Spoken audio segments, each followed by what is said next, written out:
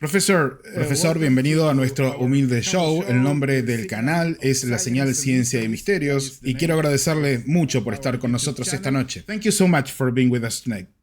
Muchas gracias. Estoy muy contento de estar aquí. Oh, suena muy bien su español, suena muy bien su español. Gracias. Gracias. Ok, profesor, gracias otra vez y déjeme preguntarle, pienso que es la primera pregunta lógica. ¿Cómo es que se metió en este campo de los UAP? ¿Ha tenido alguna experiencia personal? ¿Alguna vez ha visto un ovni? UAPs. Have you had any personal experiences? Have you ever seen a UFO, for example? Oh, these are very good questions. I've always been interested in them. Oh, es una muy buena pregunta. Siempre estuve interesado en ellos. Cuando tenía 12 años, salió Star Wars. Era 1977. Y yo era muy impresionable en esa edad, así que terminé teniendo un interés constante por el espacio y esas cosas. Me interesé en los UAP principalmente porque cuando fui a hacer mi posgrado en la Universidad Estatal de Montana, my master's degree at Montana State University in Bozeman, Montana. pienso que era septiembre del año 1988, y justo después de comenzar con las clases, nos enteramos que hubo una mutilación de ganado ahí mismo en Bozeman. Dos vacas habían sufrido un ataque quirúrgico y básicamente asesinadas. La verdad es que fue bastante perturbador y eso estaba en todas las noticias, así que algunos de nosotros, que éramos nuevos estudiantes, nos reunimos en el departamento de física para discutir todo este tema. Intentábamos entender a qué tipo de extraño lugar nos habíamos mudado porque nunca habíamos escuchado hablar de esos temas. Y de pronto esto se convirtió en una discusión muy acalorada en el pasillo, así que estoy seguro de que llamamos la atención de uno de los profesores, que se acercó para ver de qué estábamos hablando. Así que le dijimos y él dijo: bueno, sí, esto pasa a veces por aquí. Incluso a veces ven ovnis la noche antes, que es lo que había pasado justamente en este caso. Y él dijo: miren, por lo general hay investigaciones, pero nunca nadie pudo encontrar qué es, así que por lo general se olvida. Al menos hasta que sucede otra vez. Eso no fue muy reconfortante. Yeah, really. Sí, es verdad. Pero es lo que sucede con las mutilaciones de ganado. También aquí en Argentina las tenemos. Y siempre es la misma historia. Esto captura el interés durante un tiempo, la gente va, investiga, se formulan hipótesis, pero se termina diluyendo en el tiempo. Y al final nunca nadie encontró una respuesta. Hypothesis, but no one never ever has found an answer. Correcto, esa es la verdad. Y esto no es una broma. Digo, las vacas son muy caras. Para los rancheros es algo muy difícil con lo que lidiar. Para los rancheros es muy difícil lidiar con esto. Así que bueno, este profesor nos dijo eso y luego agregó algo muy extraño. Él dijo: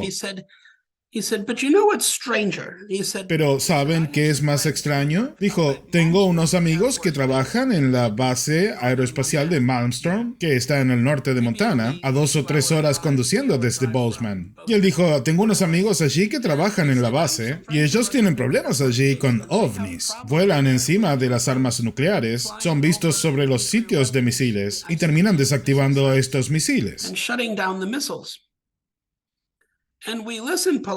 Nosotros escuchamos educadamente, pero cuando se fue nos reímos, porque pensamos: esto es lo más tonto que hemos escuchado jamás. ¿Acaso los ovnis desactivan misiles nucleares? La verdad es que no podíamos imaginar cómo eso sería posible, y sobre todo que la Fuerza Aérea no entrase en pánico respecto a este tema. Así que pensamos que era bastante tonto. Y eso pasó hace un poco más de 30 años atrás. That was what, 30 some years ago. Y si adelantamos el tiempo hasta el momento en el que me hago profesor aquí, en la Universidad de Albany, estaba enseñando en una clase era astronomía y teníamos una sección de astrobiología. Y estaba hablando de las posibilidades de vida en otros lugares y de la presencia de bioquímicos en el espacio exterior y ese tipo de cosas. Y varios estudiantes querían que comentase sobre la posibilidad de la existencia de vida inteligente y que llegue hasta nuestro planeta. Y no sabía realmente qué decir en esa presentación en la clase. Y para obtener algunas ideas me puse a dar vueltas por internet para entender de qué podía llegar a hablar sobre ese tema. Algo que tuviera algún tipo de sentido en la ciencia, porque esta era una clase de ciencia. That makes any kind of scientific sense, you know, because this is a science class.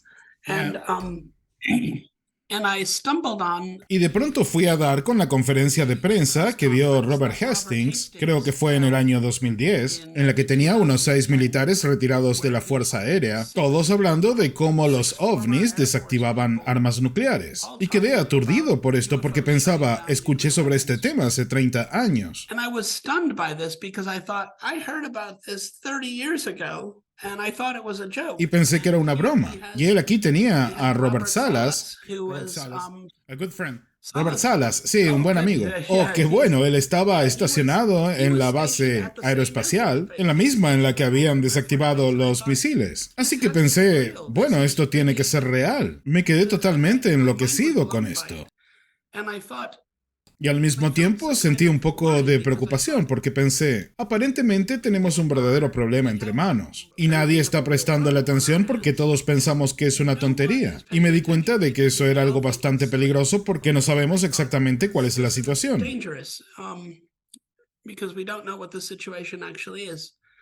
Así que se me ocurrió que los científicos tendríamos que realmente estudiar esto y me puse a estudiarlo por mi cuenta. Esto sucedió en 2015 cuando tuve esta clase y encontré esta conferencia de prensa. Así que pasaron apenas 2 años hasta que salió el artículo del New York Times, el que exponía el programa ATIP, el programa secreto del Pentágono para estudiar los UAP. Y cuando vi eso, pensé, oh sí, esto es realmente un problema. Realmente necesitamos a científicos que se pongan a estudiar esto. Y fue entonces que decidí, bueno, voy a intentar estudiar esto de verdad. Y esa es básicamente la manera en la que me metí en este tema. Yeah, well... Sí, bueno, esto suena muy lógico y probablemente sea la manera en la que muchas personas se quedaron intrigadas respecto a lo que está pasando. Porque cuando hablamos de armas nucleares es obviamente un tema muy serio. He conocido personalmente a Robert Salas, lo entrevisté 2 o 3 veces y también entrevisté a Mario Woods, que tuvo otra experiencia muy extraña. Y uno se queda pensando, bueno, estas personas experimentaron algo. Fueron expuestos a algo que no es fácil de explicar. Pero, ¿qué estaban haciendo al mismo tiempo la Fuerza Aérea, el Departamento de Defensa? Porque si uno se va a la historia, dice que oficialmente la investigación terminó en el año 69 con el final del Proyecto Libro Azul. The official history is that other studies about UAPs ended up in 1969 with the end of the Blue Book. Proyecto Libro Azul, sí. Y eso es todo lo que sabíamos hasta el año 2017. Los encuentros estaban allí, tenemos el encuentro del Nimitz. Sí, el encuentro del Nimitz en el año 2004. Esto estuvo sucediendo durante la caída del muro de Berlín, durante la Guerra Fría. Ahora no tenemos una Guerra Fría, pero más o menos algo por el estilo está sucediendo. Pero el tema es que esto sigue sucediendo. Personas con mucha responsabilidad y formación siguen viendo estos aparatos en el aire, en los mares. Tenemos información de que incluso algunos en el espacio. Hay ex agentes de la CIA que lo reportan, ex pilotos de la Marina. Así que, ¿cuál es su mejor apuesta? ¿Qué es lo que podría estar pasando? Y le estoy haciendo una pregunta ahora que iba a hacerla más adelante en la entrevista, pero ¿qué piensa que está pasando con los UAP? ¿Cuál es su mejor hipótesis como científico, pero también como ser humano? What is your best guess as a scientist and also as a human being? Yeah, that's a good question. And there are many different layers to this problem. First, I think that... Sí, esa es una buena pregunta. Y hay diferentes capas para este problema. Y la primera es que es difícil porque no creo que todos los UAP sean la misma cosa. Podrían ser múltiples fenómenos sucediendo al mismo tiempo. Así que no pienso que sea fácil decir que los UAP son esto o lo otro. Hay algunos UAP que parecen ser bolas de plasma resplandeciente que se mueven de maneras interesantes.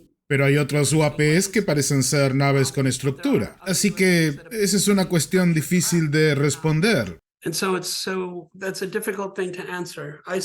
What I suspect is that Lo que se me ocurre es que algunos de estos, los que parecen ser aparatos con estructura, están construidos por una inteligencia no humana. No están hechos por la gente. Las energías implicadas y las velocidades y las aceleraciones son muy altas, van mucho más allá de lo que somos capaces de hacer. Así que realmente queda claro que hay una inteligencia no humana implicada aquí, al menos en algunas situaciones. Y mis sospechas vienen de que recientemente hice un trabajo para simular una colonización galáctica. Todo esto para tener una idea de cómo sería una sociedad que de pronto encuentra la Tierra, cuáles tendrían que ser sus capacidades. Y para hacer esto comencé por pensar qué tan difícil sería colonizar otros sistemas planetarios. Así que simulé aproximadamente unas 2 millones de sociedades en la galaxia y seguí muy de cerca qué tanto crecían, qué tan rápido crecían. Y las describí por cómo eran de rápidas sus naves espaciales, cuánto tiempo podían estar en esas naves espaciales.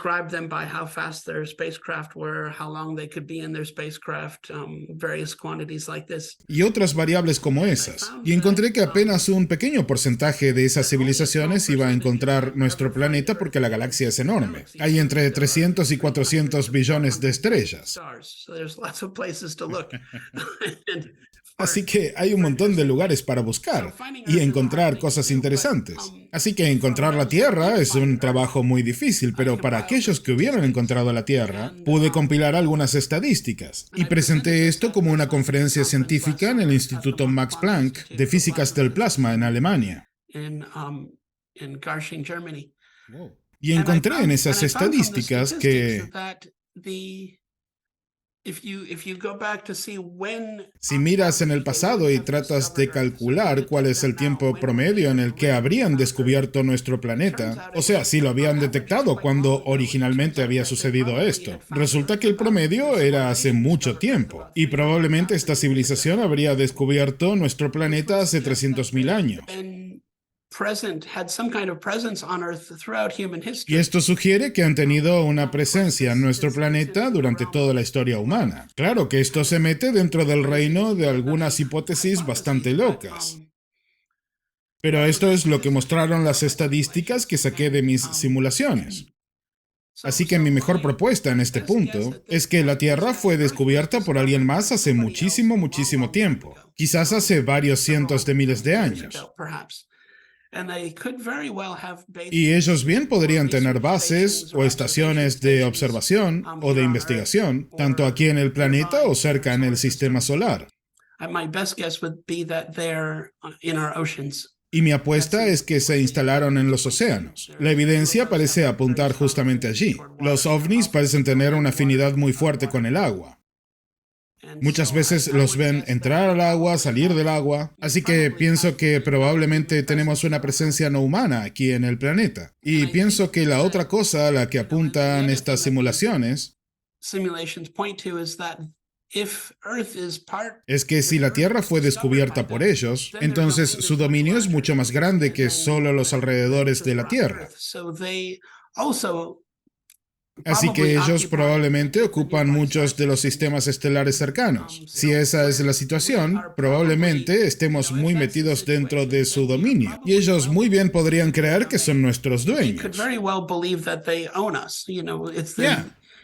Y ellos perfectamente podrían tener esa mentalidad colonizadora que hay muchos países que todavía están tratando de dejar atrás, especialmente en África, que están tratando de superar toda esa etapa de colonización, pero podríamos tener esa situación en la que ellos crean que la Tierra es su planeta. Y sospecho que lo que estamos viendo, especialmente desde la Segunda Guerra Mundial, porque en la Segunda Guerra Mundial teníamos a los Foo Fighters, que eran estos aparatos que seguían a los aviones, especialmente a los norteamericanos en las vueltas de bombardeos, y simplemente los seguían. Era incómodo, pero era todo lo que hacían. Pero si nos vamos hasta el año 2015 y vemos los eventos del USS Roosevelt en el Golfo de Persia, cuando estábamos bombardeando Siria, bueno, allí teníamos ovnis que volaban hacia nuestros aviones. Volaban directamente hacia ellos y les pasaban rozando. Y esto realmente causó pánico. Y esa es la razón por la que la Marina trajo esto al Congreso. Tenían un verdadero problema en las manos. Así que yo sospecho que todo estaba bien hasta la Segunda Guerra Mundial, cuando desarrollamos las armas nucleares, y sucedió que nuestras guerras se hicieron globales, y quedó claro que nosotros los humanos somos un peligro para este planeta, somos peligrosos para la salud de este planeta. La polución se estaba disparando en esa época y los ovnis son conocidos por dar vueltas alrededor de lugares muy polucionados, y en lugares de accidentes nucleares como los reactores japoneses en Fukushima tras el tsunami, y se vieron ovnis allí. Y también hubo ovnis dando vueltas alrededor de Chernóbil justo después del accidente, así que sospecho que lo que sucedió es que llegamos a un punto en el que esos que descubrieron el planeta y que tienen algún tipo de presencia han decidido que, bueno, los humanos somos algo así como un problema. Quizás piensan que deben hacer algo al respecto. Y quizás esa es la razón por la que se hicieron más activos y más obvios. La gente siempre dice, bueno, ¿por qué no intentan comunicarse? Pero no está claro que no lo hagan. Tienes que pensar que no son humanos, así que no se van a comunicar de la misma manera. Así que no está claro que no estén tratando de comunicarse. They're not human, so they're not going to communicate in the same ways. Ya. And it's not clear that they're not communicating by... Quizás no somos capaces de entender que están tratando de comunicarse. Correcto. Y además encuentra un avión de combate y ponte en rumbo de colisión hasta el último segundo. Eso me suena bastante a algún tipo de comunicación. Sí. Así que quizás esa sería mi mejor hipótesis, al menos para algunos de los UAPs. Al menos hacia allí parece apuntar parte de la evidencia. Por supuesto, tenemos que recolectar mucha más evidencia y mucho que aprender. Pero esa es mi hipótesis en este punto. That seems to be what some of the evidence points to. I mean, of course, we have to collect much more evidence, and we have a lot to learn. Yeah. But that's just a hypothesis at this point. Cuando se refiere a ellos, ¿se refiere a algún tipo de ser biológico o quizás a algún otro tipo de cosa como por ejemplo las máquinas de von Neumann con inteligencia artificial que se replican para ir de un punto al otro? ¿Quiénes son ellos? Bueno, esa es una de las grandes preguntas. No creo que tengamos siquiera una idea de quiénes son. No tenemos muchos datos. Al menos que haya algo que sabe nuestro gobierno y que todavía no nos han dicho. Pero no pienso que vaya a ser así de sencillo de todos modos, porque no tenemos una buena idea de la diversidad de la vida que podría haber en el universo. Solo tenemos un ejemplo, que es la vida aquí en la Tierra.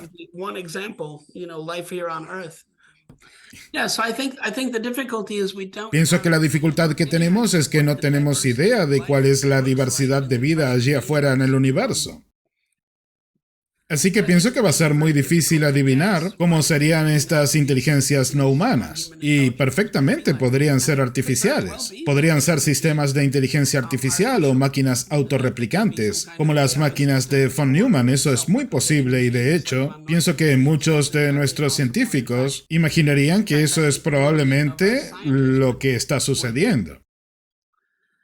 En contra de los organismos biológicos, porque sabes, el viaje espacial es muy difícil y los organismos biológicos, bueno, sabes, es muy difícil para la gente vivir en un planeta, imagínate en una nave espacial.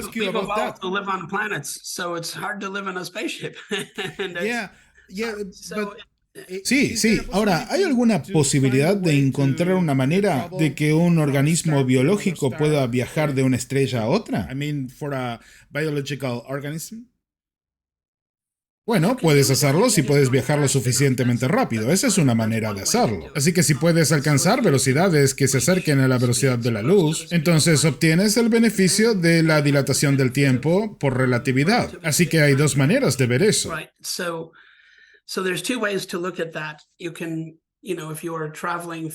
Si estás viajando del punto A al punto B cerca de la velocidad de la luz, para ti, para el viajero, la distancia se acorta cuanto más rápido vayas. Eso es lo que sucede con la relatividad. Así que la distancia que tienes que viajar, de hecho, se acorta. Como viajero, ves distancias que no parecen tan lejanas. Pero para otras personas en el resto de la galaxia que están mirando al viajero, ellos verían que tu reloj se está moviendo despacio. Ellos no verían que se acorta la distancia, sino que tu reloj se ralentiza, tu tiempo se alenta. Así que ellos ven que, por supuesto, puedes viajar 100 años luz, y para ellos van a pasar 100 años verte llegar allí, pero para el viajero probablemente sean unos días. Así que sepamos, esa es una manera de hacerlo. Pero la dificultad reside en que si yo voy a viajar a 100 años luz de aquí, puedo hacerlo en un par de días. Así todo tomaría unos 100 años para verme llegar a la gente de la Tierra o cualquier otro destino. Si volvieras de ese viaje, habrían pasado varios cientos de años.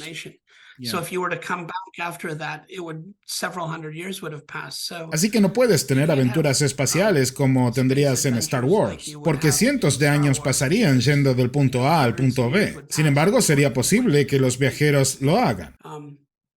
Entonces, uno podría conceder que hay organismos biológicos haciendo esto, y ciertamente sistemas de inteligencia artificial podrían hacerlo, y supongo que es más probable que sistemas autónomos estén realizando estos viajes. Y ellos podrían estar recolectando datos y enviándolos de vuelta a su planeta natal con los sistemas que sea que hayan desarrollado. Hay muchas posibilidades.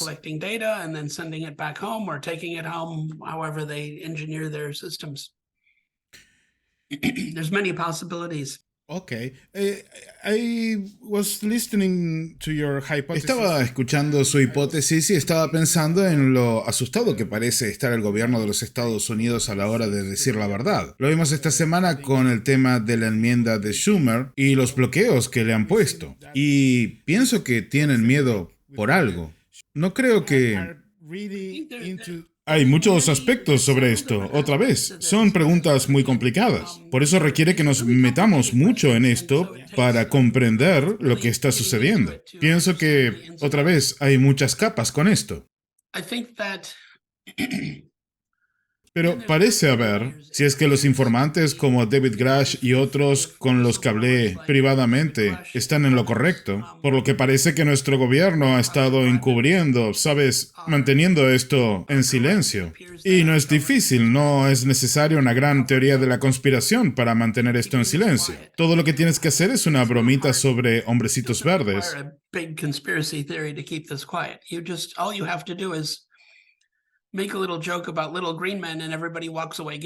Entonces todo el mundo se irá caminando y haciendo risitas y ya está hecho. ¿Sabes? Nadie en realidad quiere saber qué es lo que está sucediendo. Y eso es horrible también. Pero el hecho de que algunas de estas cosas se han mantenido clasificadas y que el Congreso no ha sido notificado, tienen el derecho a que sean informados, bueno, eso es ilegal. Así que hay personas que han estado involucradas en todo esto. And so there are people who have been involved with this who have committed crimes. Que han cometido crímenes. Y la verdad es que nadie quiere ser procesado, así que ¿en qué va a resultar todo este proceso de desclasificación en gente procesada? Mantuvieron esto en silencio cuando tendrían que haberlo llevado al Congreso. Eso va a suceder. Y el inspector general de los Estados Unidos ya está involucrado. And the US Inspector General is already involved.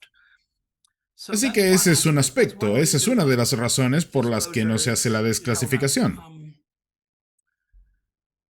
La otra razón es que si hay personas como David Grush a las que tenemos que creerle, y yo lo encuentro muy creíble, entonces hay tecnología involucrada, hay tecnología bastante espectacular involucrada. Y desclasificar eso va a generar varias complicaciones.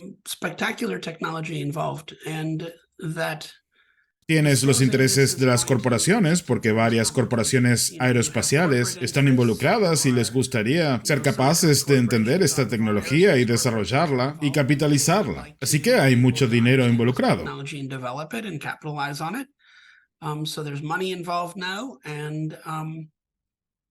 Porque si es verdad que hemos recuperado estas naves, entonces trozos de estos aparatos han sido enviados a estas compañías. Estas empresas podrían considerar que esto es información prioritaria. Y de eso se trata la enmienda de Schumer. Él intenta deshacer esa postura, pero las compañías no tienen la obligación de desclasificar. Así que esa es otra capa de complicaciones. Y luego creo que ha habido una preocupación respecto a qué sucede cuando un país consigue algunas de estas capacidades tecnológicas.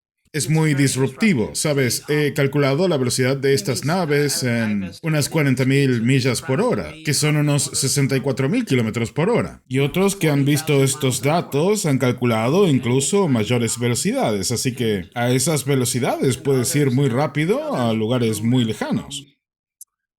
Quiero decir que sabemos lo suficiente en este momento sobre UAPs como para decir que si viajas a esa velocidad llegarías a la Luna en menos de una hora. Si tuvieras un pequeño aparato Tic-Tac como el que vieron en el Nimitz, podrías llegar de Los Ángeles a Londres en menos tiempo del que tardas en cruzar Manhattan en un taxi. Sería más rápido viajar entre New York y Londres que cruzar Manhattan. Así que esto va a ser disruptivo para la industria aeroespacial y va a ser disruptivo para todos cuando cualquiera pueda llegar a cualquier lugar en menos de una hora, minutos en algunos casos. Pero el Departamento de Defensa está preocupado porque alguien ponga una bomba en alguno de estos aparatos y allí tienes un verdadero problema. Y claro, nadie podría detenerlo, nadie podría hacer algo al respecto. Sería demasiado rápido. De hecho, cualquiera podría desaparecer, podría ir a cualquier parte y habría grandes cantidades de energía involucradas. Así que pienso que hay mucho por lo que preocuparse. Ahora, en la otra mano, todo es muy fantástico y muy interesante. Y el último problema de la desclasificación es ese aspecto raro de los ovnis del que nadie quiere hablar. Estoy hablando de los extraños eventos paranormales relacionados con los ovnis. Aspect of UFOs that nobody really likes to talk about, and these are the weird paranormal-like aspects of UFOs. Ok, ese es un campo muy interesante. And the whole business with alien abductions. Y todo el tema con las abducciones alienígenas. Personas siendo abducidas con las que están experimentando. Y no está claro que eso no esté sucediendo. Así que si eso también está sucediendo, ¿qué sucede cuando comiences a desclasificar que los ovnis son reales? Vas a tener que hablar acerca de abducciones humanas. Y la gente no va a estar feliz con eso. Hay muchas cosas por las cuales preocuparse. Escuché de una fuente en los Estados Unidos que la gente trabajando con el NITS de Bigelow estaba preocupada con ese aspecto más paranormal del fenómeno ovni. Y esto es porque encontraron una respuesta violenta u hostil a la hora de tratar de comunicarse. El problema sería que el fenómeno no quiere interactuar de la manera en que nosotros queremos interactuar con él. Y también entrevisté un par de veces a Gary Nolan y él me habló acerca del telefactoreo. Esta idea de que hay una inteligencia alrededor nuestro que quizás no podemos ver, que no somos capaces de ver, pero que sí nos está apuntando caminos a seguir, que nos está enviando en cierto sentido. Y eso solo podría ser profundamente perturbador, porque estamos hablando de algún tipo de inteligencia que está en todas partes, todo el tiempo, que nos está viendo quizás cuando estamos tomando una ducha, cuando vamos a la cama.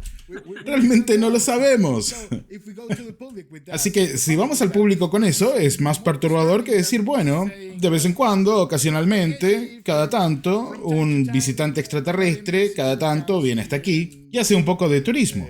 Ahora, y volviendo a las preguntas que quería hacerle, porque yo iba a preguntarle sobre la hipótesis extraterrestre, y ya hablamos un poquito acerca de eso, pero ¿piensa que existe algún tipo de posibilidad de que exista algo así como una realidad expandida? ¿Toda una realidad que se escapa a nuestros sentidos? Podemos ver desde el ultravioleta hasta el infrarrojo, escuchar ciertas frecuencias de sonido, pero hay mucho más ahí afuera. No podemos ver las ondas de radio, las microondas, el wifi, pero sin embargo eso está ahí afuera, hay información allí. Y quizás una inteligencia como la que nombrábamos hace un rato puede ser una fuerza de la naturaleza, pero es una inteligencia, quizás una muy antigua, que se transformó en algo más. Y a veces, muchas veces, pienso que ese es uno de los tópicos más interesantes del fenómeno, pero también un poco lo que hace que naciones como los Estados Unidos, China, Rusia, se me ocurre que esto hace que piensen dos veces antes de hacerlo oficial. ¿Qué piensa acerca de esto? ¿Es muy loco pensar sobre esto? No, no es loco, estoy de acuerdo. No sabemos cuál es la situación. Y no sabemos porque los ovnis podrían no ser una sola cosa. Así que es difícil discutir esto en general, pero pienso que es una buena posibilidad. Tenemos que tener todas nuestras hipótesis sobre la mesa hasta que podamos empezar a descartarlas. La ciencia es todo acerca de las hipótesis. Science is about laying out hypotheses. Así que tenemos que mantener todas estas hipótesis en juego hasta que podamos saber más. Y una de las que tendríamos que considerar es que nuestra visión de la realidad sea bastante limitada. Our view of reality might be rather limited, and this could be, an opportunity. Y esto podría ser una oportunidad para aprender qué es realmente la realidad. Pero es muy perturbador, sí, es verdad, es muy difícil y perturbador. Desde un punto de vista científico, ¿es eso posible? Digo, dimensiones superpuestas. Absolutamente posible. Sabes, nosotros no... Sabemos que la naturaleza es muy extraña. También sabemos que la mecánica cuántica es muy extraña y sigue sorprendiendo a la gente. Pienso que nuestro conocimiento no está tan completo como nos gusta pensar que está. Y pienso que encontrar anomalías es una buena manera de encontrarte con nuevos aspectos de la realidad. Esta es otra anomalía y vamos a aprender cosas, aunque no esté claro qué es lo que vamos a aprender. Y pienso que es importante mantener eso en mente. This is another anomaly, and we're going to learn some things, and it's not clear what we're going to learn yet. And I think that's important to keep in mind. Okay, I'm really happy. Ok, estoy muy contento de estar hablando de esta manera con usted porque no es sencillo encontrar a un científico con el que se pueda hablar de estos temas. Usted trabajó para la NASA, es astrofísico. Definitivamente no es usual, pero ¿tuvo alguna vez problemas con la comunidad científica por hablar de estos temas? It is not usual. Have you had any problems with the scientific community for being interested in these topics? No he tenido problemas, de hecho, y estoy feliz de poder decir eso. Delighted to be able to say that. Los conflictos más grandes que he tenido quizás sean con amigos cercanos que son científicos, que encuentran este tema difícil. Probablemente esa sea la dificultad más grande que tuve, pero no es severo en lo absoluto. Con el paper que escribí sobre las características de vuelo de los UAP, en el que estimo sus velocidades y aceleraciones, bueno, con eso yo estaba esperando recibir... Esperaba que me golpeen hasta la muerte después de escribir eso. Pero de hecho fue más bien todo lo contrario. Tuve muchos mails de científicos todo alrededor del mundo. Físicos, químicos, ingenieros, de todo el planeta que me agradecían por escribir eso. Y de hecho lo encontraron fascinante. Y esa fue básicamente la mayor respuesta que tuve. Gente que estaba fascinada con el paper. De hecho, muchos científicos y profesionales académicos que ahora están metidos en la investigación de los UAP me han dicho que leer ese paper los ha convencido de hacer estos estudios, así que me he dado cuenta de que eso hizo mucho bien. Y eso es algo que estoy muy contento de escuchar. I interviewed Gary Burgess and pilot Alexander Dietrich. Pude entrevistar a Gary Burgess y a la piloto Alexander Dietrich, y lo que ellos describen es muy interesante. De casos como el del Tic Tac, del USS Nimitz, viene la idea de ciertas tecnologías disruptivas, tecnologías que llamamos transmedio. Tomando en cuenta las dificultades que hemos tenido para poner, por ejemplo, en vuelo la misión Artemis, ¿existe la posibilidad de que estas tecnologías sean humanas? ¿Existe la posibilidad de que estas tecnologías transmedio, y quizás sí, puedan ser humanas, pero ¿usted qué piensa? Maybe it is. Maybe there is a possibility, but I really don't know. What do you think? I don't think it is. No creo que sea humano por varias razones. Primero, no tenemos nada que se acerque siquiera a esas capacidades. Hay un video del caso de Aguadilla, por ejemplo, en Puerto Rico, en el que tienes un objeto de varios pies de tamaño que pasa volando a unos 160 kilómetros por hora y que se mete en el océano sin salpicar. Where you have an object, of several feet in size, cruising along at about 100 miles an hour. dips into the ocean without a splash. No hay spray de agua y esta cosa va a 160 kilómetros por hora, pero se mete en el agua y baja la velocidad a unos 85 kilómetros por hora y luego en algún punto acelera bajo el agua y vuelve a salir, otra vez sin salpicar con el agua. Esto es muy diferente. Estas cosas se comportan de una manera muy diferente. These things are behaving very differently. También sé de otro caso de una nave, de una fragata, que había rastreado a un UAP bajo el agua. That had tracked an underwater craft that was about Y que tenía unos 250 metros de largo. Eso es más que incluso un submarino de clase Typhoon, más grande que uno de esos. Esta cosa los seguía manteniendo a unos 25 kilómetros de distancia, y de pronto acelera y recorre esa distancia en menos de 30 segundos. Y entonces pasa por debajo de la fragata y le corta la electricidad. Las velocidades en las que tendrían que haberse movido irían desde los 2.500 kilómetros por hora a los 5.000 kilómetros por hora. Y esto bajo el agua. ¿Bajo el agua? Esto tenía unos 45 metros de ancho y unos 250 metros de largo, y tampoco dejó una estela de propulsión, así que no sabían lo que era. Pero se movía debajo del agua a estas grandes velocidades, así que estas son tecnologías de las que no estamos ni siquiera cerca. Y pienso que el otro aspecto de esto, y que ha sido olvidado, es que los avistamientos de ovnis entrando y saliendo del agua datan de hace mucho tiempo. Hay muchos reportes del siglo XVII e incluso algunos del siglo XVI. Eran capitanes de navíos que veían discos que salían volando del agua y que pasaban sobre sus barcos y cosas por el estilo. Estos son reportes muy pero muy antiguos, nada de esto es nuevo.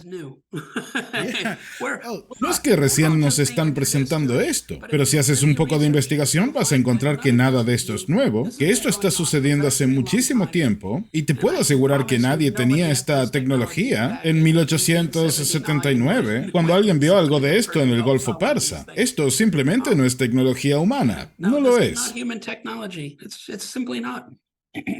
Ok, y usted dijo algo hace unos minutos que me parece que es importante que lo charlemos. Y estoy hablando de la posibilidad de que estos seres o máquinas quizás estén trabajando desde los océanos. Y usted tiene una hipótesis sobre esto porque saltar de un planeta a otro planeta y encontrar agua podría significar buenas noticias para los viajeros. ¿Podría explicarnos un poquito respecto a esa hipótesis?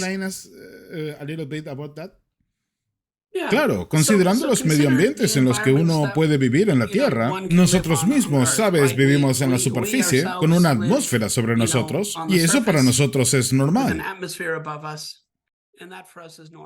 Ahora, si eres acuático, vives en los océanos, con agua a tu alrededor, en los ríos, en los lagos. Ahora, vivir en la superficie bajo una atmósfera es difícil. Y eso es por varias razones. No tienes muchas protecciones de los rayos ultravioleta del sol. Esa es la razón por la que tenemos quemaduras en el verano. Necesitamos una capa de ozono. También tienes problemas con rayos cósmicos, partículas de alta energía, cosas que caen todo el tiempo a la Tierra como una lluvia y que pueden causar enfermedades. Y la atmósfera no te provee mucha protección de eso tampoco. También están los meteoritos que caen y la atmósfera prácticamente no los detiene. Así que todas estas cosas lo hacen difícil.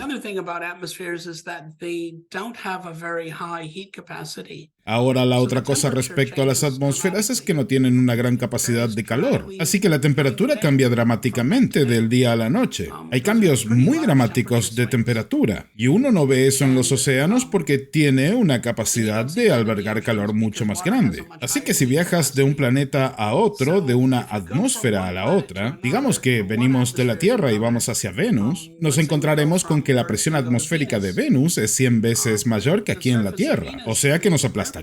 Y las temperaturas están por encima de los 500 grados centígrados. Así que es extremadamente caliente. Ahora, si vamos a Marte, tenemos 1/100 de la presión atmosférica de la Tierra, o sea que necesitarás un traje espacial, y si vemos las temperaturas pueden estar 100 grados bajo cero durante la noche, así que las temperaturas de la atmósfera entre planetas pueden variar hasta en 1000 grados centígrados. De planeta a planeta es muy diferente. From planet to planet, it's very different. Ahora, si consideramos el agua, y el agua está líquida, la temperatura siempre está entre los 0 y 100 grados centígrados. Así que siempre te mantienes en ese rango.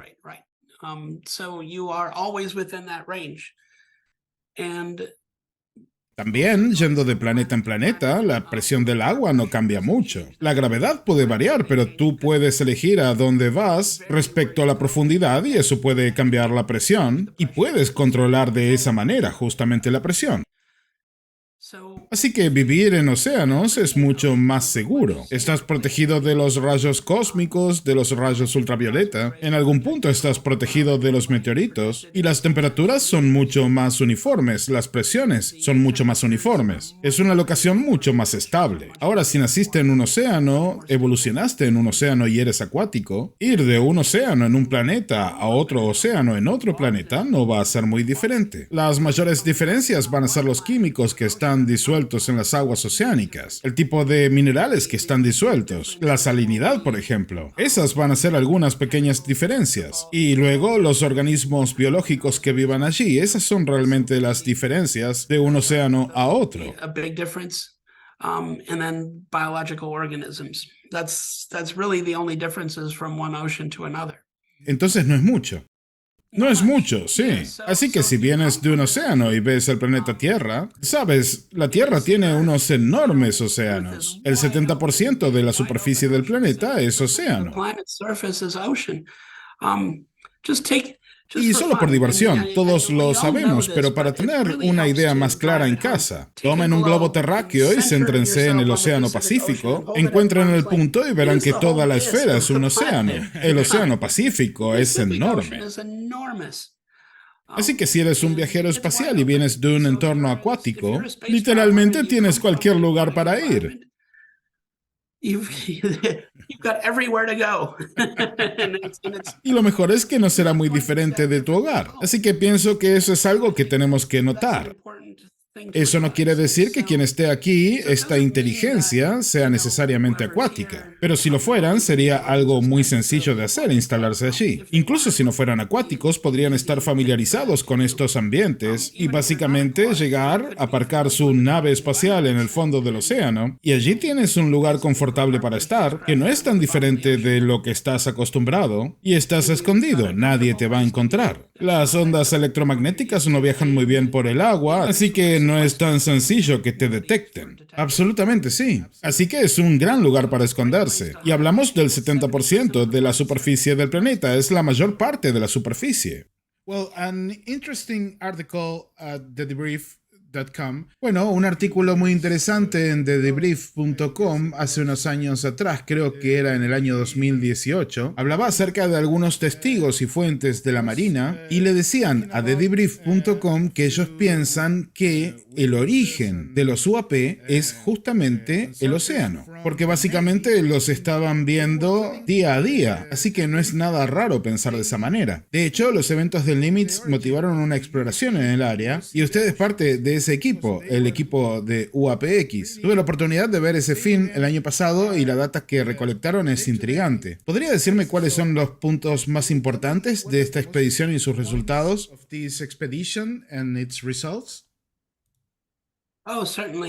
Oh, sí, por supuesto. Estoy encantado porque este último fin de semana mi colega y amigo Matthew Shudagis terminó el paper. Él es el primer autor del paper e hizo un trabajo fantástico. Y lo enviamos al archivo de física, así que ahora está disponible públicamente, lo que es genial. Sí, felicitaciones. Gracias, estoy muy emocionado con todo esto. Y de algún modo, esto fue nuestro primer intento de ir allí afuera y recolectar datos. Realmente lo que aprendes en estas situaciones es lo que no debes hacer. Esa es la lección más importante. Ok, eso no funcionó, aquello no funcionó, esto no funcionó. Y entonces haces correcciones para la próxima vez. Y eso es básicamente lo que más aprendimos en mucha de la discusión en el paper. O sea, lo que no hicimos o lo que no funcionó, y eso es de mucha ayuda. En ese sentido, este paper está muy enfocado en el mundo científico y en colaborar con otros científicos que quieran ir a buscar UAPs y tratar de explicarles qué es lo que funciona y lo que no, y qué es lo que puedes hacer mejor también. Ahora, tuvimos la fortuna de observar cosas interesantes.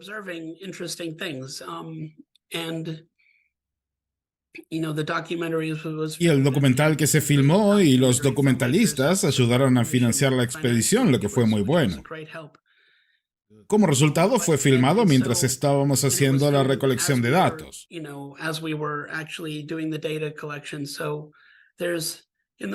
Así que en la película hay mucha excitación. Sí, sí, es fantástico verlo. Pero el análisis de datos y la comprensión científica no sucede hasta mucho más tarde. Así que es muy difícil decirlo, pero yo le recuerdo a mis colegas científicos que no estamos analizando los datos en el momento. Muchas veces los datos son analizados años después, pero hay muchas emociones en el proceso. Y por supuesto fue muy divertido. Sí, fuimos capaces de observar varias cosas y en algunas fuimos capaces también de encontrar lo que eran. Pero eso lleva tiempo. Y esa es una de las razones por la que es bueno tener a científicos involucrados, personas que son capaces de identificar lo que se ve. Y ese es el hecho. La realidad es que la mayor parte de los ovnis tienen una explicación prosaica. Y eso está muy bien. Ese caso fue el nuestro también en Catalina. El primer encuentro que tuvimos, creo que fue también el primero reflejado en la película, fue el encuentro del equipo en la isla Catalina, en Avalon, que observa una luz brillante que se estaba moviendo y que no estaba destellando, no era un avión. Fueron capaces de verificar eso. Y tuvimos algunas grabaciones de visión nocturna de este objeto. Ellos lo siguieron mientras se movía, nos llamaron, tratamos de seguirlo. Entonces, mientras estaba pasando, de la nada desapareció. Y esto en la película se pone muy dramático y por supuesto no sabemos lo que es.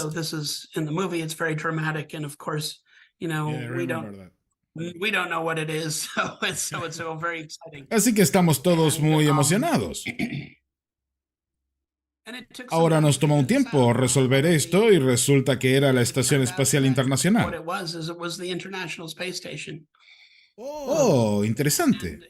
Y esto lo discutimos en el paper. El sitio que estábamos utilizando para seguir la Estación Espacial Internacional tenía algún tipo de problema con la luz del día, así que estaba desconfigurado por una hora. Cuando estábamos viendo esto, no entendíamos que era la Estación Espacial Internacional, y recién mucho más tarde pudimos comprenderlo. Y el gran misterio era la manera en la que había desaparecido, pero cuando te das cuenta que es la ISS, básicamente está viajando alrededor de la Tierra.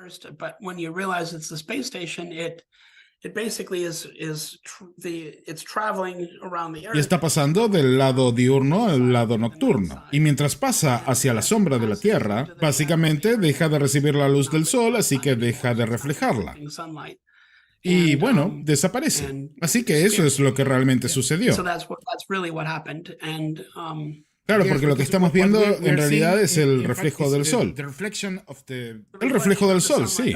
Queda sobre la estación espacial, sí, correcto. Y si alguna vez la has visto, es muy brillante. Hay aplicaciones de teléfono que te pueden decir cuándo va a pasar. Y estábamos distraídos con otras cosas en ese momento, así que no nos dimos cuenta de eso en el momento. Así que es una de las cosas que aprendimos. Cuidado con la ISS y otros satélites también. Esos datos siempre tendrían que estar disponibles para nosotros, sobre todo cuando estamos mirando.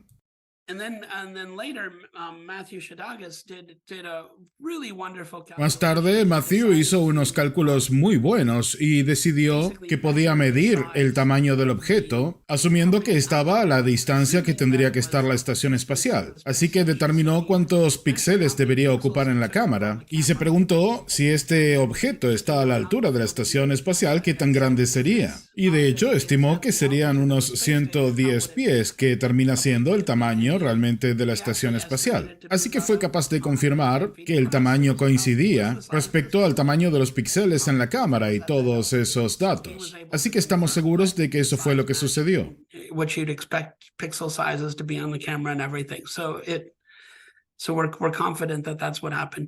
Excellent work. Excelente trabajo. Leyendo el paper me di cuenta de que es muy bueno para comenzar a estudiar los UAP. Es algo muy bien planteado para comenzar un verdadero estudio científico sobre UAPs, porque nos están contando la experiencia que tuvieron, tratando de identificar cosas que parecían poco normales y encontrando a veces una explicación. Es una contribución muy importante, eso es lo que estoy tratando de decir. A very important contribution. That's what I'm trying to say. Bueno, muchas gracias. Sí, en serio, me encantó leer lo poco que pude desde ayer. ¿Hay algo más que quiera decir sobre el paper? Porque me parece muy importante. Sí, quiero apuntar otro evento, porque otro era de hecho que teníamos una cámara infrarroja, una cámara FLIR, con lo que parecían ser unos objetos que caían en el mar, que lucían como unas líneas. Y en la cámara de video parecía como que estaban dando contra el agua. Y estábamos muy confundidos con esto.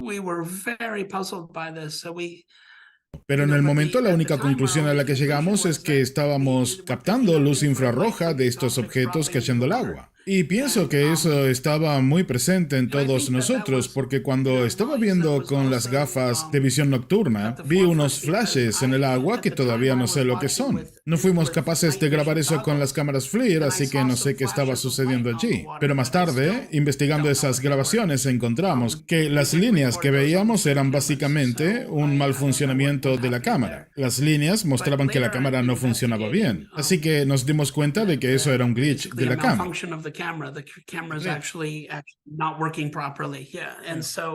Hicimos verificar esto con dos ingenieros que de hecho han trabajado en el desarrollo de esas cámaras, así que eso fue de mucha ayuda. Y ese es otro aspecto de dificultad, porque tu equipo tienes que conocerlo, tienes que saber cómo trabaja, pero resulta que eran instrumentos con los que no estábamos muy familiarizados. Y nos tomó un buen tiempo aprender sobre esto, sobre todo entender cómo funcionan y cómo funcionan mal. Y eso es algo muy importante que tienes que hacer. Ok, ¿y qué hay de la grieta en el cielo con los pequeños objetos? Bueno, eso es algo interesante porque el documental recibió su nombre mucho antes de que vayamos a la misión.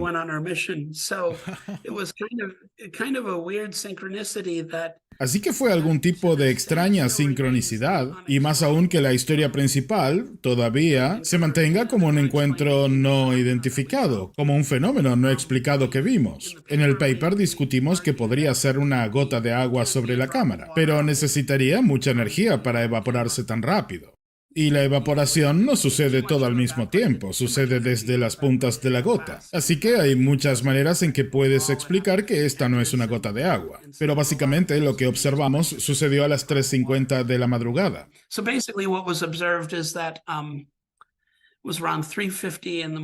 La cámara se disparó porque está automatizada y conectada con el sistema de detección de ovnis. Y la cámara se encendió y enfocó a este lugar donde ves una mancha negra, allí en las nubes. Es algo así como una mancha elíptica oscura en las nubes. Y esta mancha oscura se mantuvo allí por varios minutos. Y en una de las tomas más abiertas, tras unos minutos, puedes ver que hay allí unas manchas blancas. Hay unos puntos blancos dentro de la mancha oscura. Son unos puntos y puedes contar unos 50 de ellos. Trate de contarlos y llegas aproximadamente a unos 50. Yeah. So there's little white dots, about 50 of them. Like, try counting them and you come to around 50. Lo que uno primero piensa es que podría ser una falla, pero todavía no hemos sido capaces de encontrar ese problema en los equipos. Así que a eso de las 4 de la mañana o 3:57 aproximadamente, allí estaba esta mancha oscura con los puntos blancos dentro, y en uno de los frames puedes ver que otro punto aparece. Simplemente aparece el punto en esa región, y no son gaviotas como algunos sugirieron. Si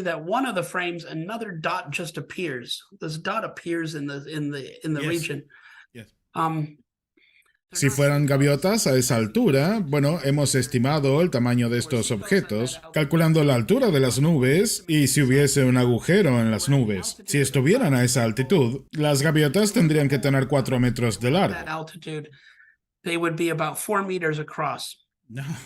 Así que esa es una gran gaviota. Yeah, big seagull. Yeah, no, eso no es una gaviota. So, I'm sorry. Lo siento. Así que no sabemos lo que fueron esos puntos blancos, y resulta que a las 3:57 de la mañana, esa región oscura comienza a desvanecerse y se transforma otra vez en un gris uniforme con las nubes. Lo que parece, y estamos tratando todavía de verificarlo, pero lo que me parece a mí, es que podríamos tener un tipo de agujero que es conocido en las nubes y que suceden cuando el vapor de agua está súper frío y de pronto se congela. Y básicamente el vapor de agua cae y queda allí un agujero que puede ser circular o elíptico, y es un efecto conocido. Pero resulta que los vientos y temperaturas no lo justifican. Estamos en California. Es al sur de California en verano y hace calor. O sea que no tenemos aire súper frío, nada se está congelando. La otra cosa que podría causarlo es algún tipo de aeronave moviéndose por las nubes, que causa una condensación que luego cae.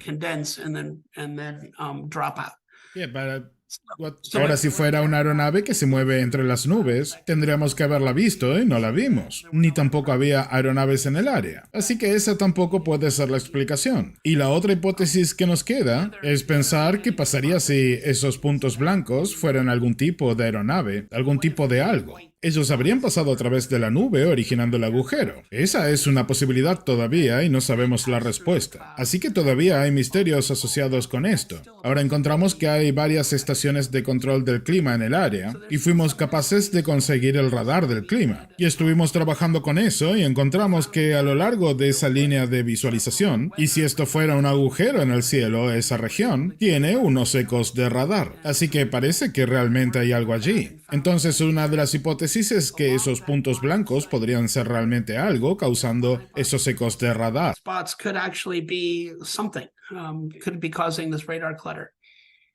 Grandes gaviotas chinas, no lo sé. Gaviotas del tamaño de un coche de calle. Sí, del tamaño de un coche pequeño. Ahora es interesante que mi colega Matthew y yo estábamos hablando de esto, y él me dijo que el tamaño de 4 metros que él estimó para estos objetos no es tan diferente del tamaño de los Tic Tacs. Iba a decirle eso justamente. Así que uno de los pensamientos es, ¿qué sucedería si realmente captamos unos Tic Tacs? Unos 50 Tic Tacs, lo que sería bastante desconcertante y choqueante. 50 Tic Tacs a 2 millas de la costa de Los Ángeles. Realmente alguien tendría que estar preocupado si eso está sucediendo. 50 of them about 2 miles off the coast of Los Angeles. Somebody should be worried about that if that's what happened. Pero honestamente no lo sabemos y todavía estamos trabajando en analizar esos datos. Otra de las cosas que surgió de este trabajo es que desarrollamos software de Machine Learning para analizar datos como estos. Y Matthew ha desarrollado lo que él llama el programa CITAP, que es el protocolo personalizado de análisis. Es un software que él desarrolló para ir a través de nuestros videos y encontrar cosas que vayan cambiando. Pero no nubes que van cambiando, sino objetos que van cambiando. Y eso fue muy importante porque tenemos unas 600 horas de video. Teníamos 8 cámaras filmando simultáneamente. Y eso fue por 5 días. Así que son 600 horas de video que nadie quiere mirar. Es realmente aburrido. Solamente mirar el cielo y esperando que algo suceda. Es algo difícil de hacer, pero es fácil para un observador como este. Así que mientras estaba desarrollando este software, teníamos a personas mirando los videos y tomando notas. Y ese fue uno de los testeos. ¿Puede este software detectar lo que están viendo estas personas? Y resultó que el software de Matthew es fantástico, porque detectó más cosas que las que vieron estas personas. Así que fue de mucha ayuda.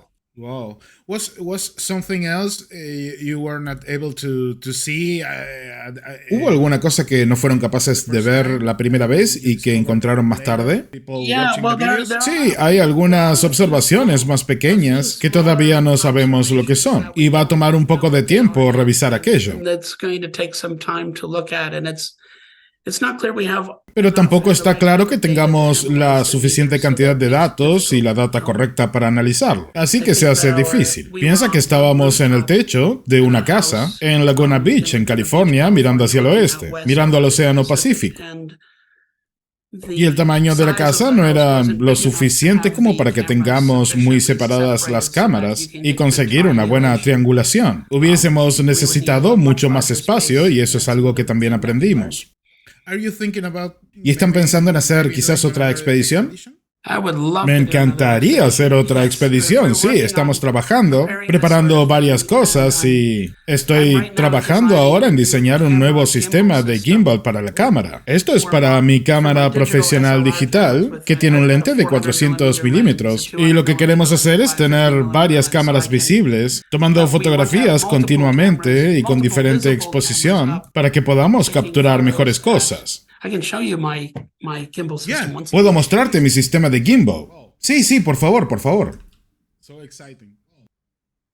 All right, so you're the first person to see this publicly. Ok, eres la primera persona en ver esto públicamente. Este es mi sistema de gimbal, está todo impreso en 3D. Vamos a tener un rayo que cruce de un lado al otro y una cámara aquí en el medio. Así que esto va a rotar y permitir a la cámara que cambie su orientación. Y luego este motor aquí va a permitir que la cámara suba y baje. Y la cámara va a ser capaz de... Tenemos una cámara Canon 5D, una cámara muy buena con lentes excelentes. Y vamos a conseguir unas hermosas fotos de ovnis. Pero ese es su diseño.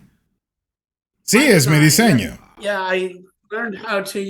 Sí, aprendí a utilizar el software llamado Blender. Sí, Blender. Es un software de diseño 3D, así que lo diseñé en Blender y lo imprimí en mi impresora 3D, que es apenas lo suficientemente grande como para manejar el tamaño de estas piezas. Y ahora estoy trabajando en tener los servomotores ya calibrados para que pueda trabajar. Así que sobre las fiestas navideñas voy a tenerlo más o menos preparado. ¿Están pensando en poner estas cámaras quizás en otros lugares?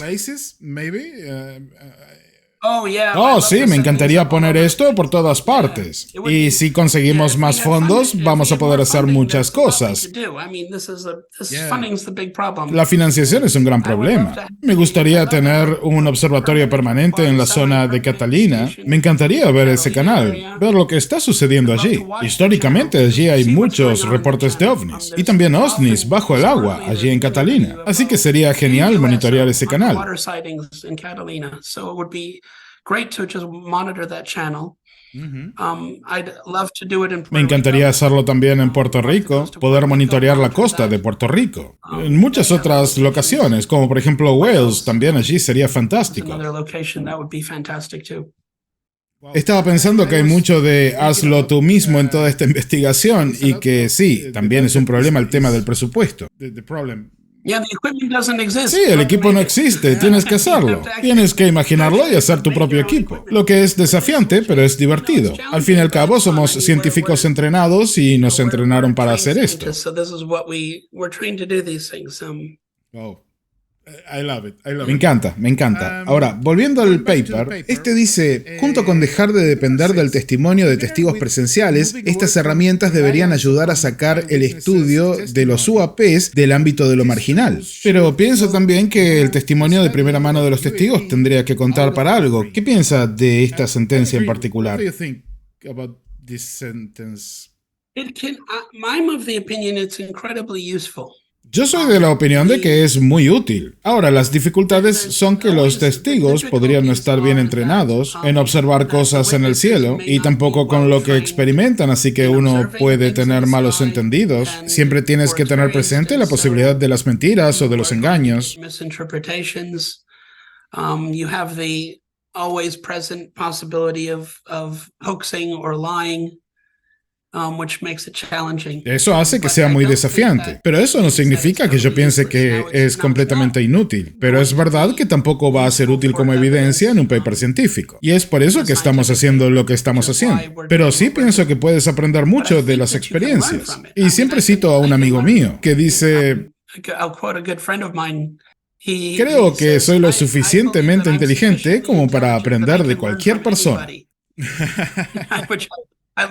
Y amo esa frase porque uno tiene que ser respetuoso con las otras personas.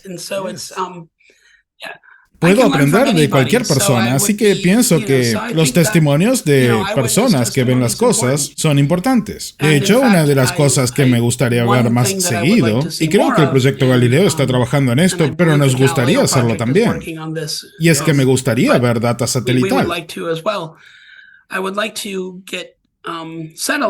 data. Y sería genial si pudieras tener, o sea, imagina la situación. En realidad, bueno, esto es una situación real en la que me metí. Había una persona en el estado de Washington, cerca de Seattle, y esta persona había visto una nave muy grande, triangular, de color negro. Dijo que tenía el tamaño de una casa y estaba sobrevolando la bahía. Y esta persona vio esto durante unos 20 minutos, así que es un buen periodo de tiempo. Esta cosa se mantuvo sobre la bahía y luego voló sobre el río, lanzó como un rayo de luz sobre el río y luego se fue. Eso es algo que este testigo reportó creo que en 2019. Yo encontré esto en los reportes de MUFON. Y pensé, bueno, si esto es tan grande como una casa, deberías poder verlo desde el satélite. Así que trabajé muy duro para conseguir imágenes de satélite de esa región en ese tiempo específico. Y encontré que había una compañía de satélites que tenía esa data, que tenía esas imágenes. Entonces lo pedí y allí me enteré que el material había sido comprado por el gobierno de los Estados Unidos y clasificado. No. Sí, eso realmente pasó. Así que no sé realmente qué sucedió en ese caso, pero sospecho que hay muchas situaciones en las que deberíamos ser capaces de conseguir imágenes satelitales de reportes de testigos oculares. Con eso puedes confirmar la historia independientemente y sería de mucha ayuda.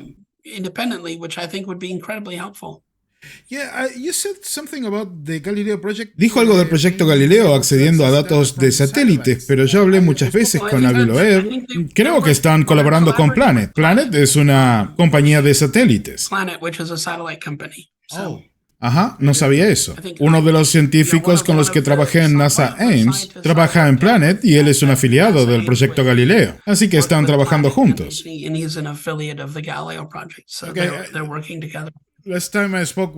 Sí, la última vez que hablé con Avi Loeb no estaba muy contento con la NASA.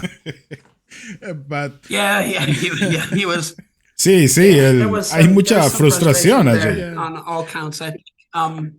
¿Qué piensa acerca? Y esta es una buena pregunta porque usted trabajó para la NASA. ¿Qué piensa de la oficina UAP de la NASA? ¿Usted piensa que hablas de la fuerza de tareas de la NASA? Sí, eso es difícil.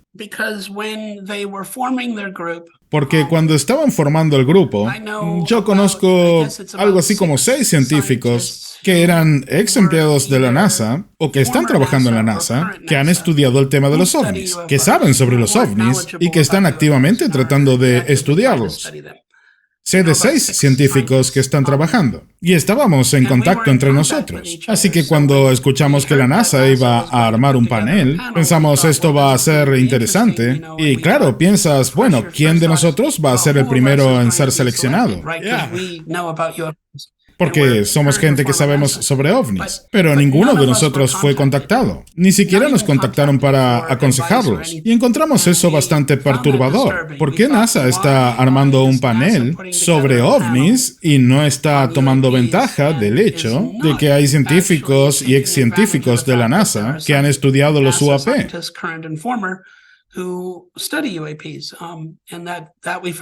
Y eso me parece muy perturbador. Yo todavía no sé cuál es el razonamiento de esto, pero eso es lo que pasó y fue decepcionante. Y pienso que, bueno, yo conozco a uno de los científicos que terminó trabajando en el panel, y ella es una muy buena científica de exoplanetas, y he trabajado con ella antes. Y ella, por su cuenta, después de haber participado del panel, comenzó a asistir a algunas de las reuniones organizadas por científicos que investigan los ovnis. Ella estaba tratando de aprender sobre estos temas, interactuando con nosotros, lo que fue perfecto. Scientists who were studying UFOs. So she was trying to learn about these things by interacting with us, which was perfect. Así que rompería una lanza por ella. Eso fue una buena cosa, pero no esperaría que la NASA tenga un poco más de cuidado en la selección e incluya al menos una persona que tenga experiencia trabajando con los UAPs o estudiándolos. La otra cosa que no hicieron y que no está en el reporte es que ellos no parecen haber entrevistado y no parecen haber tenido interacción con astronautas que hayan tenido avistamientos ovni. Al único astronauta que tenían era Kelly, que decía que todo lo que se veía en los transbordadores y en la estación espacial eran reflejos.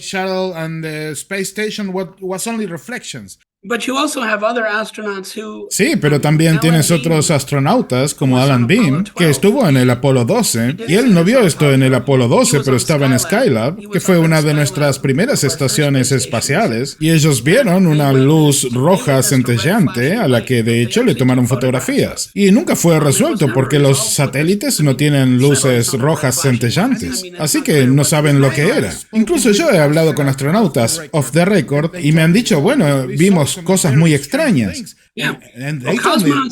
Sí, y los cosmonautas también tienen historias muy interesantes. Así que, ¿por qué el panel de la NASA no entrevistó a astronautas? ¿Por qué no entrevistaron a cosmonautas? Eso sería una de las primeras cosas que hacer. Pero no sé por qué.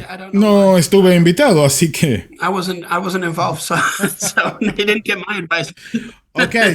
Ok, ¿piensa que podríamos esperar algo interesante de esta fuerza de tareas de la NASA o no podemos esperar mucho? No estoy seguro, espero que podamos conseguir algo interesante. Pero esperaría que si van a revisar datos de satélites, seguramente encuentren algo.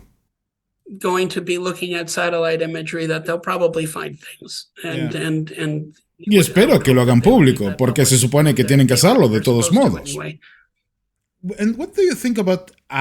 ¿Y qué piensas de la AARO? Porque me parece que Kirkpatrick está en una posición muy difícil allí.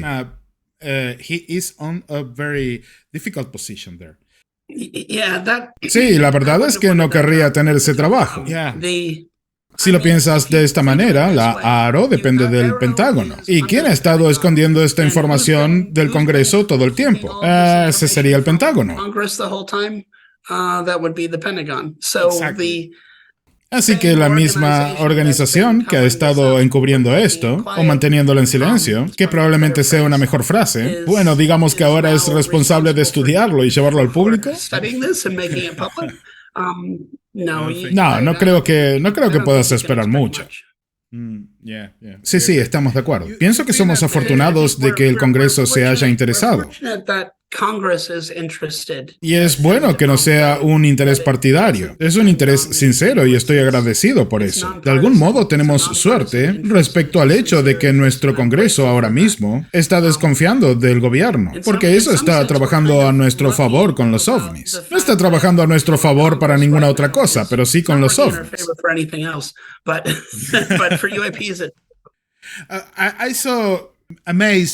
Vi alucinado la semana pasada lo que pasaba con los congresistas hablando de desclasificar, de contar la verdad sobre los objetos voladores no identificados, y estaba pensando, ver algo como esto, escuchar estas declaraciones en el Congreso, era algo así como ciencia ficción 5 años atrás. Sí, y ahora está sucediendo.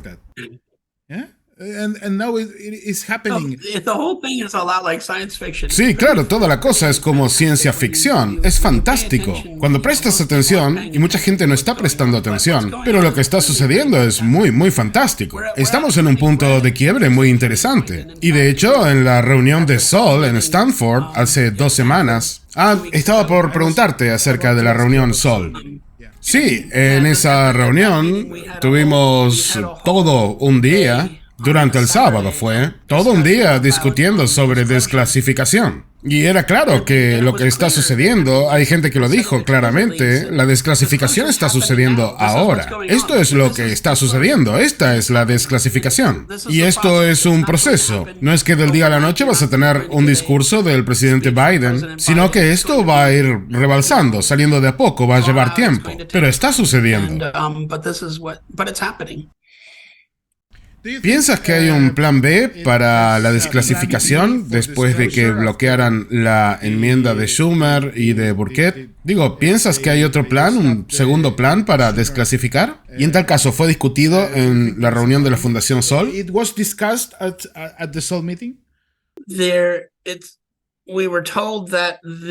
Nos dijeron que el gobierno está repensando sus esquemas de clasificación.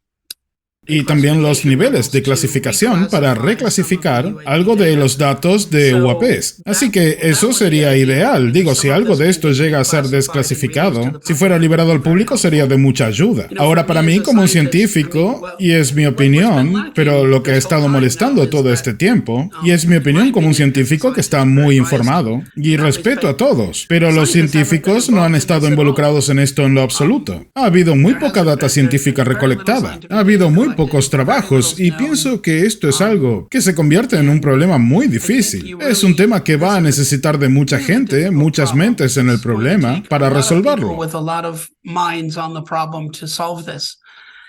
Y pienso que tener más científicos involucrados va a ser de ayuda. Y en este punto lo que vemos es que hay científicos, grupos de científicos alrededor de todo el mundo que están trabajando, lo que es fantástico. Tienes a UAPX, también tienes la Coalición por Estudios Ufológicos Científicos con Rich Hoffman, también tienes el Proyecto Galileo con Avi Loeb, también tenemos el Proyecto Vasco con Beatriz Villarreal en Suecia, y está IFEX en Alemania, hay un grupo en Portugal y también otro en Corea. Estos son grupos de científicos tratando de hacer ciencia de los UAP. Y también tenemos una sociedad mucho más global de estudios de UAPs que se llama SOEPS y que tiene un nuevo jornal científico para publicar papers sobre ovnis UAPs. Así que pienso que al respecto todo es muy prometedor y que vamos a tener resultados. Los legisladores van a hacer lo que sea que hacen y el congresista Burkett quiere llegar al fondo de estas cosas, así que tenemos que ver que está muy enojado porque no le han contado nada al Congreso, y está bien que esté enojado. Digo, el fiscal general está implicado ahora, así que es una historia complicada y va a ser un poco difícil.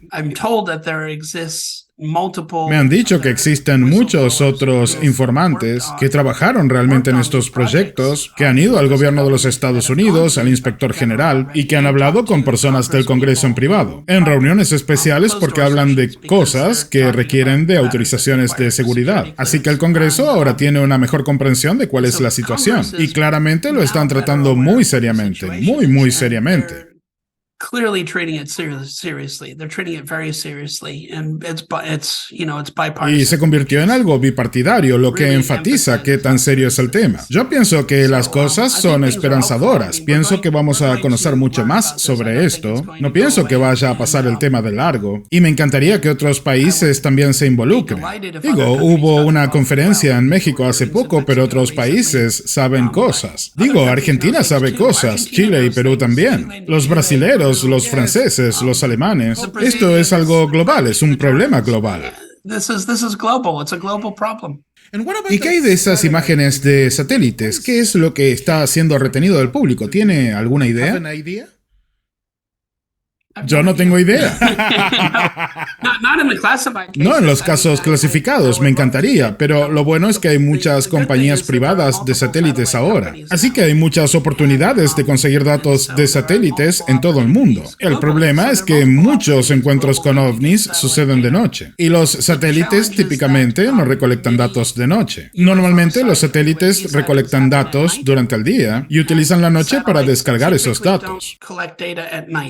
They typically collect data on the day side, and as they orbit to the night side, they use that for downloading the data. Así que están descargando datos cuando están del lado nocturno y tomando datos cuando están del lado diurno. No tienes cobertura durante la noche. Ese es uno de los problemas. Y el otro problema es que no tenemos muy buena cobertura sobre los océanos. Sí, y el otro problema es que tenemos al gobierno comprando las imágenes. Sí, y en otros casos el problema es que el gobierno de los Estados Unidos compra los datos y los clasifica. Okay, last question. I don't know if you spoke about Última pregunta. Yo no sé si hablaste de esto anteriormente, pero si mañana el presidente Biden habla al público con un alienígena al costado, un alienígena gris sentado al lado de él, a gray alien, and he says, well, aliens are real. Y dice, bueno, los alienígenas son reales. Incluso de esa manera, un 40% de la gente va a decir que es todo mentira, que es CGI, que se lo inventaron, que están tratando de vendernos algo. ¿Cuál sería la mejor manera de presentar esta información al público? ¿Cuál sería la mejor manera de comunicarlo? La manera de decir, esto es real. Okay, this is real. This is happening. ¿Has discutido la manera de presentar esto, de comunicarlo? No sé cuál es la respuesta, porque siempre va a haber una proporción de gente que no va a creer en esto. Y eso sin importar quién lo diga y cómo. Tenemos gente aquí en Norteamérica que piensa que la Tierra es plana. We have people here in the US who believe the earth is flat. Los romanos, los griegos y los romanos ya sabían que la Tierra era una esfera. Pero hay gente aquí en los Estados Unidos que no cree eso. Tenemos gente que cree que no fuimos a la Luna. Yo tengo un proyecto para mis estudiantes dentro de la clase de análisis de datos y lo que hago es que tomen el video de los astronautas soltando un martillo y una pluma al mismo tiempo en la Luna. Y los hago calcular la aceleración de la gravedad para probar que estaban en la Luna realmente cuando hicieron esa filmación. Y cuando lo hacen, obtienen la aceleración de la gravedad en la Luna. Y digo, mis estudiantes pueden descifrar esto, pero seguimos sin poder convencer al público. Así que lo que quiero decir es que siempre va a haber una proporción que no lo va a creer. Ese es el hecho. En algún punto van a tener que crecer y darse cuenta de lo que es la verdad. Sí, pienso lo mismo. Fue realmente un rato maravilloso y disfruté mucho, mucho. Espero que se repita pronto y ya lo estoy invitando de vuelta para que esté aquí en nuestro programa. Gracias, gracias, gracias de nuevo. Thank you again. Muchas gracias por todo. Gracias, Kevin. Gracias por todo.